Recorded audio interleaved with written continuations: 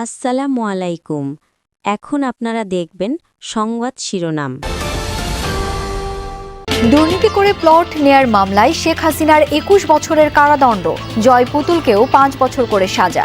এভাবে জমি নেয়া, ধন সম্পদের প্রতি সাবেক প্রধানমন্ত্রীর লোভের বহিঃপ্রকাশ। চারবারের প্রধানমন্ত্রী উনি কিভাবে মিথ্যা হলফনামা এবং তথ্য গোপন করে জনগণের সম্পদ উনি মিথ্যাভাবে নিয়েছেন। ঝিনাইদহে আধিপত্য বিস্তার নিয়ে দুপক্ষের সংঘর্ষ, বাড়িঘর ভাঙচুর। গাজীপুরে পরীক্ষার হলে বসা নিয়ে ছুরিকাঘাতে আহত মাদ্রাসার ৫ শিক্ষার্থী।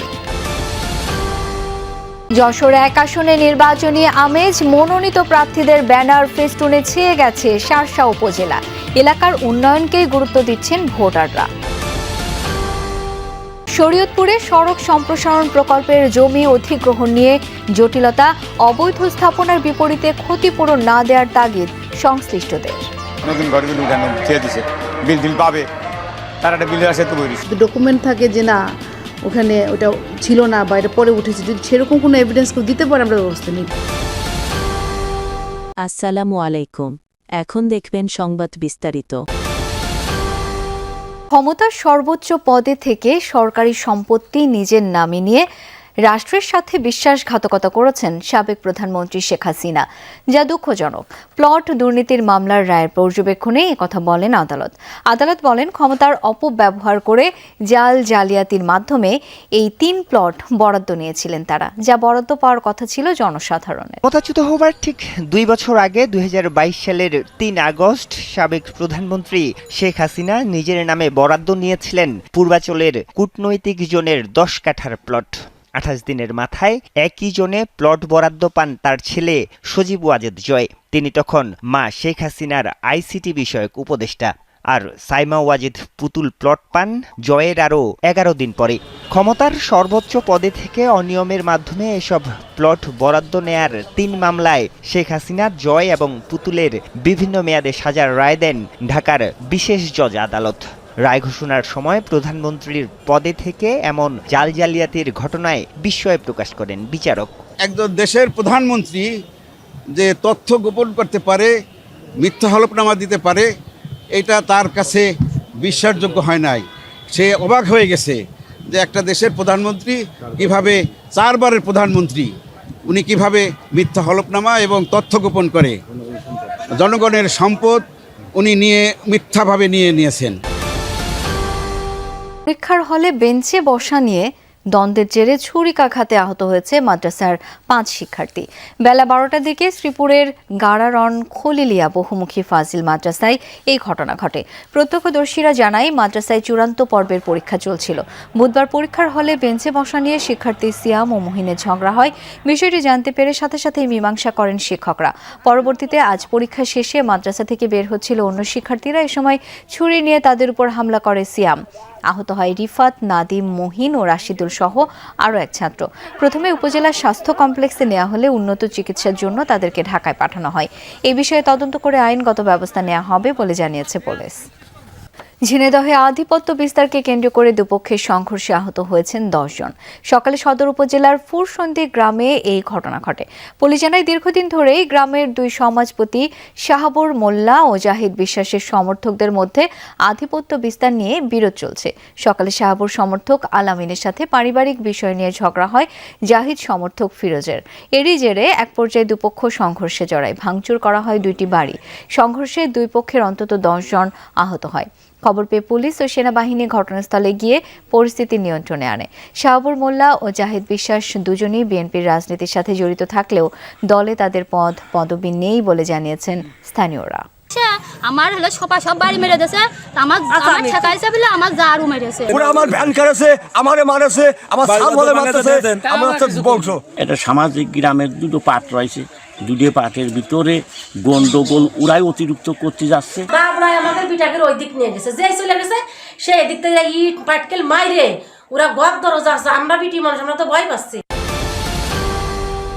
বিভিন্ন দলের প্রার্থীদের প্রচারণায় মুখর যশোর ১ আসন। দীর্ঘ সময় ধরে হাতছাড়া আসনটি নিজেদের করে নিতে চায় বিএনপি।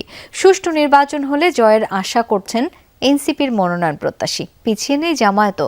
ভোটাররা চান এমন জনপ্রতিনিধি যার হাত ধরেই ত্বরান্বিত হবে শার্শার উন্নয়ন। শহর থেকে গ্রাম সবখানেই এখন নির্বাচনী আমেজ। গণসংযোগ, লিফলেট বিতরণ ও সভা সমাবেশে দিন কাটছে বিভিন্ন দলের মনোনীত প্রার্থীদের। ভোটের হাওয়া বইছে যশোর 1 আসনেও। শার্শা উপজেলা নিয়ে গঠিত আসনের প্রতিটি অলিগলি ছেয়ে গেছে ব্যানার ফেস্টুনে। কর্মী সমর্থকদের নিয়ে দিনরাত নির্বাচনী এলাকা চষে বেড়াচ্ছে। এই আসনে এবার ধানের শীষের প্রার্থী মফিকুল হাসান তৃপ্তি। 1996 সালে যশোর 1 আসন থেকেই জয়লাভ করেছিলেন তিনি। 17 বছর ধরে হাতছাড়া আসনটি আবারও নিজেদের করতে চায় বিএনপি।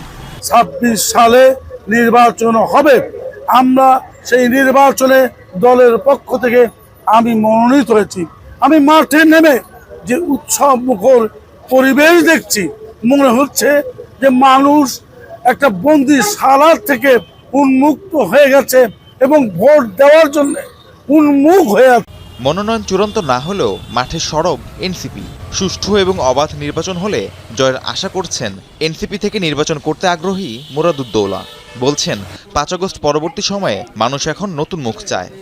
সংসদে আমার দলের প্রতিনিধি হিসাবে জনতার আকাঙ্ক্ষা পূরণের জন্য এবং শহীদদের স্বপ্নের দেশ বিনির্মাণের লক্ষ্যে কাজ করব।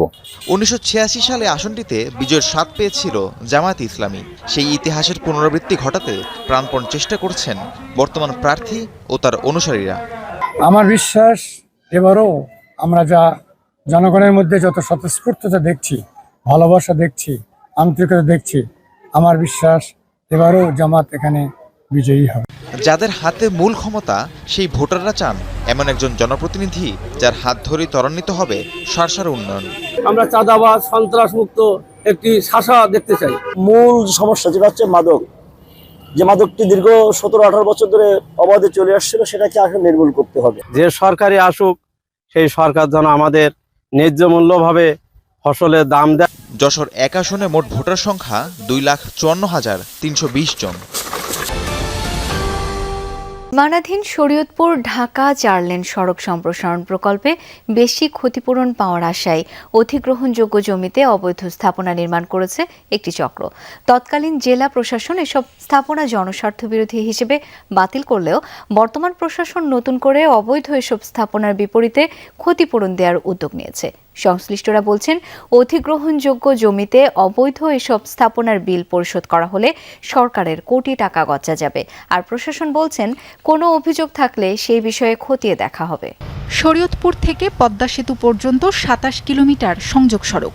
যানবাহন চলাচলের সুবিধার্থে 2020 সালে ওই সংযোগ সড়কটি 4 লেনে উন্নয়নের কাজ শুরু করে সড়ক ও জনপথ বিভাগ। তবে জমি অধিগ্রহণ জটিলতায় সড়কের কিছু অংশে প্রকল্পের অধিগ্রহণযোগ্য জমিতে অবৈধ কিছু স্থাপনাকে জনস্বার্থ বিরোধী হিসেবে তালিকাভুক্ত করে প্রশাসন। সড়ক, জনপথ, গণপূর্ত ও বন বিভাগ সহ প্রশাসনের বিভিন্ন দপ্তরের যৌথ তদন্তে ক্ষতিপূরণ পাওয়ার তালিকা থেকে বেশ কিছু স্থাপনা বাদ দেয় তৎকালীন জেলা প্রশাসন। তবে বর্তমান প্রশাসনের নতুন তালিকায় বাদ পড়া সেসব স্থাপনা পুনরায় অন্তর্ভুক্ত হয়েছে। এমনকি ক্ষতিপূরণের মূল্য নির্ধারণে গণপূর্ত